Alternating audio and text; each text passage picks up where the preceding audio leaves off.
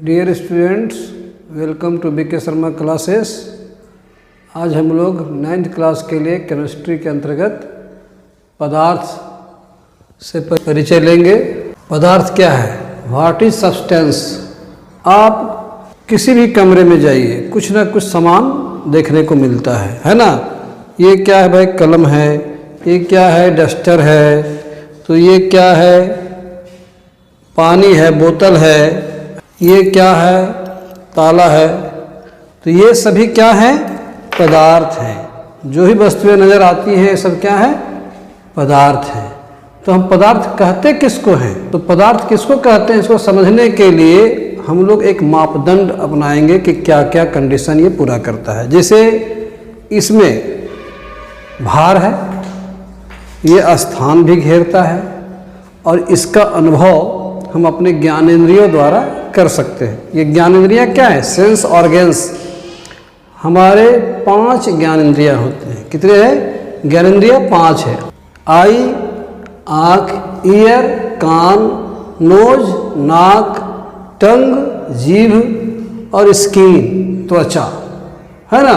ये 5 हमारी ज्ञानेंद्रियाँ हैं। और ये ज्ञानेंद्रियाँ नाम क्यों पड़ा है, ज्ञान की इंद्रियाँ। इन 5 से हमें ज्ञान की प्राप्ति होती है। अब जैसे देखिए, आई है, हम लोग जब कोई पढ़ते हैं या देखते हैं तो समझ में आता है। देखते ही समझ में आता है कि ये मार्कर पेन है ना। ये क्या है, कलम है। ये क्या है, तो बोतल में पानी है। तो देखने से हम लोग को पता चल जाता है कि वो वस्तु क्या है। तो आँख से हम लोग को ज्ञान की प्राप्ति होती है। दूसरा है ईयर, कान। जब हम कोई बात सुनते हैं तो भी हमें कोई बात समझ में आती है। टीवी का वॉल्यूम अगर 0 कर दिया जाए और स्टोरी या सीरियल वगैरह चल रहा हो तो हम लोग को स्टोरी समझ में नहीं आती है, क्योंकि हम लोग सुन नहीं पा रहे हैं। कितना ही फिगर देख रहे हैं। हम लोग किसकी आवाज़ सुन करके भी पहचान लेते हैं कि ये बकरी की आवाज़ है, कि गाय की आवाज़ है, कि मनुष्य की आवाज़ है, कि गाड़ी की आवाज़ है, कि उसका हॉर्न की आवाज़ है। तो आवाज़ सुनकर भी हम पहचान लेते हैं। अगर हम रात के अंधेरे में चादर ओढ़ के तान के सोए हुए हैं और घर के 2 व्यक्ति बातचीत कर रहे हैं तो उनकी बातचीत सुन करके भी हम लोग पता लगा लेते हैं कि वे कौन कौन बात कर रहे हैं ना। तो कान से भी ज्ञान की प्राप्ति होती है। तीसरा नोज, नाक है। नाक हम लोग सुगंध ले करके भी हम लोग है सो ज्ञान प्राप्त कर लेते हैं कि हम लोग गोबर सूंघ रहे हैं, कि फूल सूंघ रहे हैं, कि इत्र सूंघ रहे हैं। और कोई वस्तु सड़ गई है, गल गई है, क्या खराब हो गई, तो सूंघ करके हम लोग पता लगा लेते हैं कि वस्तु अच्छी है या खराब हो गई है। तो इस तरह नाक भी हमें ज्ञान प्राप्त करने में मदद करती है। टंग, जीभ। देखिए, जीभ कौन सा भोजन टेस्टी है, नहीं है, किसका स्वाद कैसा है, इसकी जानकारी हमें जीभ से मिलती है। जैसे आप गौर कीजिए कि आपके पास 3 गिलास में शरबत रखे हुए हैं। एक शरबत मीठा है, एक खट्टा है, एक नमकीन है, और तीनों शरबत देखने में एक जैसे लगते हैं। क्या हम देख करके इनका टेस्ट पता लगा सकते हैं कि कौन सा शरबत मीठा है, खट्टा और कौन है सो नमकीन है? नहीं लगा सकते। छू करके भी नहीं लगा सकते, सुन करके भी नहीं लगा सकते, सूंघ करके भी, स्मेल द्वारा भी नहीं लगा सकते। जब तक हम लोग उसको टेस्ट नहीं करेंगे तब तक पता नहीं चलेगा कि किस शरबत का टेस्ट कैसा है। सो तो जीभ से भी हमें ज्ञान की प्राप्ति होती है। अब है कि स्किन। देखिए, स्किन मतलब त्वचा।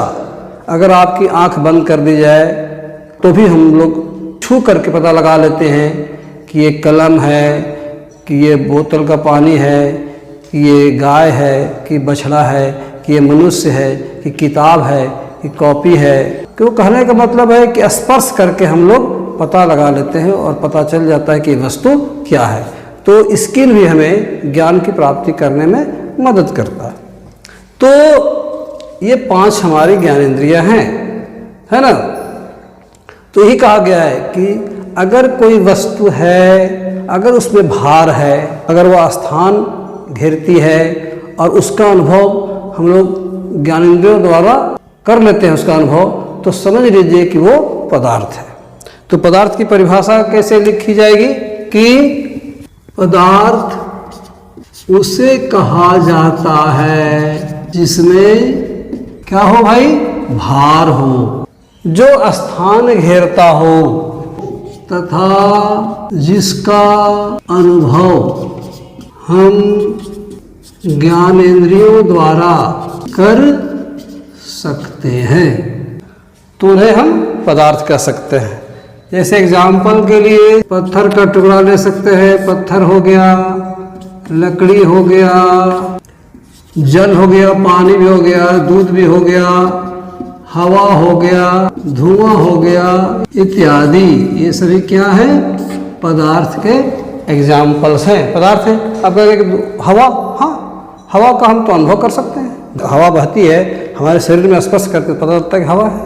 अगर हम एक खाली बैलून को तोलें और फिर उसमें हवा भर के तोलें तो उसका वेट बढ़ जाता है, हवा भी जगह घेरती है, तो हम कह सकते हैं कि हवा एक पदार्थ है।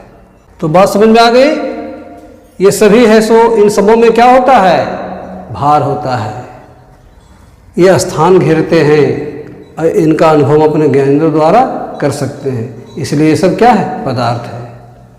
अब कहो कोई विचार, विचार पदार्थ है? नहीं।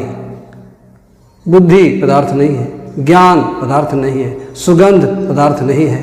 तो इसमें भ्रम में नहीं पड़ना है, ये तीनों शर्त पूरा होना चाहिए, भार होना चाहिए, स्थान घेरना चाहिए और ज्ञानेंद्रियों द्वारा अनुभव होना चाहिए। जो ये तीनों शर्त को पूरा करते हैं समझिए कि वही पदार्थ है। ठीक है, अब तो आप लोगों को समझ में आ गई होगी बात कि पदार्थ कैसे कहते हैं। अगले वीडियो में हम लोग जानेंगे कि पदार्थ, दुनिया में तो बहुत सारे पदार्थ हैं, अनगिनत हैं, लेकिन अध्ययन की सुविधा के लिए इन्हें 3 अवस्थाओं में बांटा गया है। वो हम लोग अगले वीडियो में जानेंगे। ठीक है।